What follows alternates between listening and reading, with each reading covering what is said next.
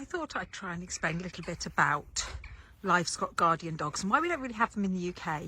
So these beautiful old stone walls, we've got them all over the farm, are very, very old, probably over 1,000 years old. So all the way along that top boundary is another wall, and that wall there going down the hill actually has got a fence both sides, and it's now you can no longer see the wall, and already there's brambles growing out of it, and actually it won't be that long before it's damaged and no longer livestock proof. It got fenced because it had already had some damage before we moved on to the farm.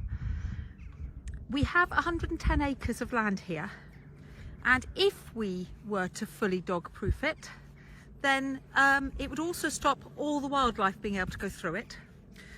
Many farms in the UK have footpaths, public rights of access going across them. We actually have 2 going across this farm, as well as our main vehicle access to and from the farm and the holiday home on it.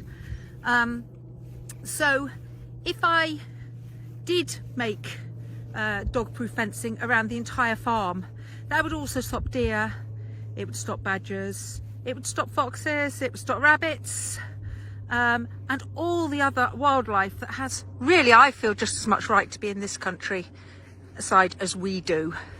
So because we have no natural predators, the need for fencing is much less to keep predators out than to keep your own livestock in.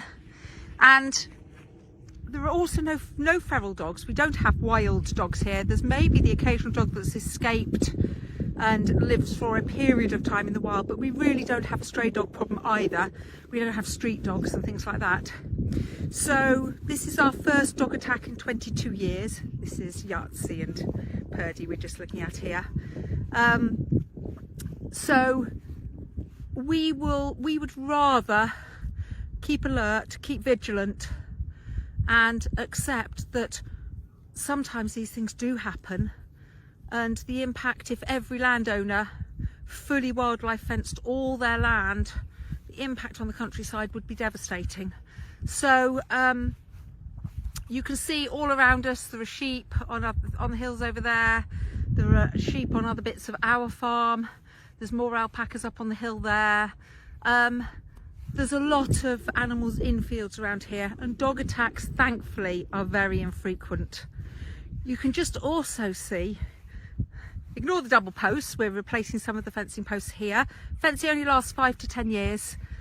We have to do quite a lot of refencing regularly.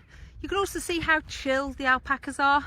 I've got them all in the fields closest to the house at the moment, which means that we can just keep an eye on them, and I'm still putting them in the barns at night. I should do that for another week until any holiday makers that were staying in the area have moved on. So we're doing what we can to protect them, but the risk, although devastating when something does happen, is really not that high. We've not got wolves, coyotes, feral dogs or anything like that giving a significant risk to the alpacas. So there's some beautiful chilled alpacas. Hello Celeste, with your beautiful fluffy ears.